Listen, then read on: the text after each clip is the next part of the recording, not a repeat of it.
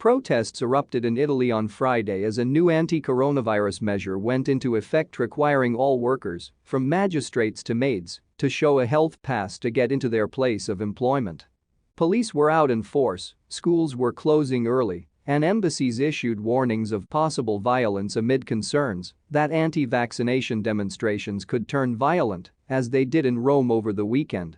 Protests by port workers in Trieste threatened to affect commercial activities, but early reports suggested the ports were operational. Protesters shouted "We will never give up, no green pass," and held large banners reading, "No green pass, no discrimination." Italy imposes mandatory COVID health pass for work amid protests. Italy made COVID-19 health passes mandatory for all workers from Friday in a test case for Europe, with the measure being applied mostly peacefully across the country despite scattered protests. Prime Minister Mario Draghi's cabinet approved the rule, one of the world's strictest anti-COVID measures, in September, making it obligatory from October 15 for all workers either to show proof of vaccination, a negative test or recent recovery from infection. Under the rule, effective until year-end, workers without the so-called Green Pass will be suspended without pay and face a fine of up to €1,500, $1,730, if they try to work on regardless.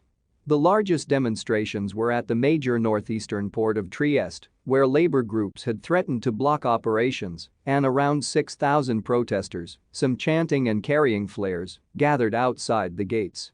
The Green Pass is a bad thing, it is discrimination under the law. Nothing more. It's not a health regulation, it's just a political move to create division among people, said Fabio Bosson, a 59-year-old port worker in Trieste. Around 40% of Trieste's port workers are not vaccinated, said Stefano Puzzer, a local trade union official, a far higher proportion than in the general Italian population. Vaccine hostility is also higher in the city than in most of Italy, with an anti-vax party taking 4.5% of the vote at mayoral elections this month. In Genoa, Italy's other main port, around 100 protesters blocked access to trucks. In Rome, police in riot gear stood by during a small rally, where people shouted "No Green Pass." Small protests also took place in Turin and Bologna. In some towns, pharmacies opened earlier than usual for people to get their swab. Outside the Rinascente department store in central Rome, small lines of sales assistants and shoppers formed as employees' health certificates were checked by security staff. "I think it's a fair measure towards all those Italians who have tried to get out of this pandemic by getting vaccinated. I don't see where the problem is," said Rome resident Fabio Bonanno. Some 15% of private and 8% of public sector workers have no Green Pass, an internal government document seen by Reuters estimates.